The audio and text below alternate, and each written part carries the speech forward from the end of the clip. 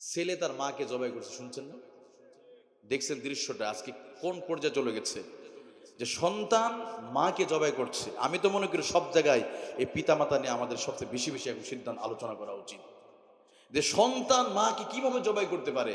আমি মনে করি এই মাদের কিছু একটু ত্রুটি ছিল। এই সন্তানকে যদি জীবনের শুরুতে যদি একটু কোরআনের শিক্ষা দেওয়া যেত। আচ্ছা বলেন তো, গাজীপুরে বৃদ্ধাশ্রম আছে না? আমি কিন্তু আজ থেকে 7-8 বছর আগে আপনাদের ডিবিএল গ্রুপ আছে না, ডিবিএল এর যে মসজিদ ছিল বাইতুল সুজুদ মসজিদে আমি খতিব ছিলাম। এটা হলো বাইতুল সুজুদ কাশিমপুর এলাকায়। তারপর আমি ঢাকায় গেছি। তখন আমি গাজীপুর যখন থাকতাম তখন ওই যে বৃদ্ধাশ্রম আছে না, খোঁজ নিতাম। আমি খোঁজ নেওয়ার চেষ্টা করেছি যে কোনো হুজুরের মাও বৃদ্ধাশ্রমে আছে কিনা, কোনো আলিমুল আমাদের মাও বৃদ্ধাশ্রমে আছে, অথবা কোনো রিকশাওয়ালা ভ্যানওয়ালাদের মা নাই। পুরো চিন্তা করলাম আলিমুল আমাদের মা বৃদ্ধাশ্রমে কেন থাকে না।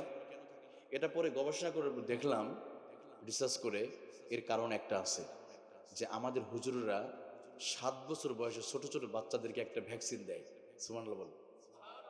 এই যে মাদ্রাসা না, কত সুন্দর দারুন নাজাত মুক্তির ঘর না, এই যে দারুন নাজাত মাদ্রাসা, এই যে ছোট বাচ্চারা আছে না মুক্তব্য পড়ে, ছোট বাচ্চাদেরকে 7 বছর বয়সে আমাদের হুজুররা একটা ইনজেকশন পুশ করে দেয়, একটা অ্যান্টিবায়োটিক ভ্যাকসিন দেয়। এই ভ্যাকসিনের কারণে এরা বড় হয়ে মা বাবাকে কষ্ট দিতে পারে না। পরে খোঁজ নিয়ে বের করলাম, হ্যাঁ, আমার সামনে ধরা পড়লো সূরা বানী ইসরাঈল 23 নম্বর আয়াত। সুবহানাল্লাহ বলেন।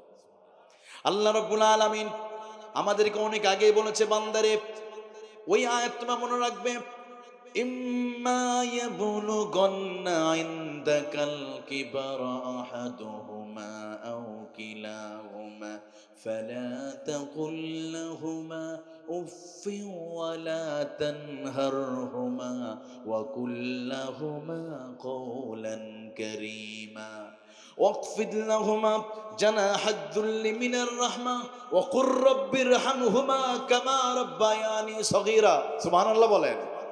এই দোয়াটা পারেন? এটাই হলো সেই 7 বছর বয়সে ভ্যাকসিন। সুবহানাল্লাহ বলেন। আমাদের হুজুররা ছোটবেলায় বাচ্চাদেরকে মক্তবে এটা শেখায়। দেখ, মক্তবে লাইন ধরে ধরে শেখায়। বলো তো বাবারা, মা বাবার জন্য জানি কি যেন একটা দোয়া পড়তে হয়। ছোট বাচ্চারা বলে দিবে রব্বির, সকলে বলেন রব্বির হামহুমা কামা রাব্বায়ানি সগীরা। যদি বিশ্বাস নয় বাচ্চাদেরকে জিজ্ঞেস করে বলে দিবে ছোট বাচ্চারা। এই ভ্যাকসিনটা দেওয়ার কারণে এই বাচ্চারা বড় হয় মাকে পিটায় না, ঘর থেকে বের করে দেয় না, আগুন দেয় না, পিটায় না।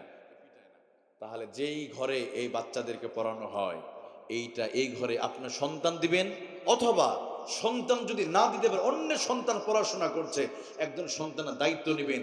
এই সন্তান পড়াশোনার জন্য আপনারা এখানে কিছু দান করবেন, অন্যের বাচ্চারা যেন এখানে ভ্যাকসিন নিতে পারে, কোরআন শিখতে পারে। আমরা রাজি আছি না নাই ভাই? অনেকের মা নাই, বাবা নাই, আমি আগেই বলেছি। দেখেন, আচ্ছা, একটা গরু জন্মের 25 মিনিট পরে দৌড় মারে। সুবহানাল্লাহ বলেন না? গরুর বাচ্চা জন্ম হওয়া দেখেছেন আপনারা? একটা ছাগলের বাচ্চা হয় না, দেখবেন বাচ্চা জন্মের পরে মাটিতে পড়ে, মা জিবাতে চাটে, এভাবে রক্ত পরিষ্কার করে, তখন বাচ্চাটা এভাবে উঠে উঠে দৌড় মারে। ঠিক গরুর বাচ্চা, আজকে বিজ্ঞান বলছে একটা গরুর বাচ্চা জন্মের 25 মিনিট পরে কোষে দৌড় মারে। হাতির বাচ্চা জন্মের 2 ঘন্টা পর দৌড় মারে। মুরগির বাচ্চা ডিম থেকে বের হয়ে দৌড় মারে। বলেন তো মানুষের বাচ্চা জন্মের পরে কতদিন এই হামাগুড়ি দিতে লাগে? আল্লাহ আকবার এখনো বলে না। আল্লাহ আকবার, আরো জোরে আল্লাহ আকবার। তাহলে গরুর বাচ্চা জন্মের 25 মিনিট পরে দৌড় মারে, আর মানুষের বাচ্চা 15 মাস লাগে শুধু তার হাঁটা শিখতে। এরপরও আপনি সে মায়ের জন্য কিছু করবেন না? মা কবরে আছে, ওই মা একটু কবরে একটু ভালো থাক, আপনি কি চান না ভাই? মায়ের জন্য কবরে দুনিয়াতে কোনো কিছু পাঠানো সম্ভব নয়, শুধু একটা জিনিস পাঠানো যায়, মায়ের জন্য দোয়া করা যায়, সদকা করা যায়, এবং তার নেক্সট সন্তান যদি দোয়া করে যদি কিছু পাঠায়, কবরে সরাসরি আল্লাহ পাঠিয়ে দেয়। সুবহানাল্লাহ বলেন।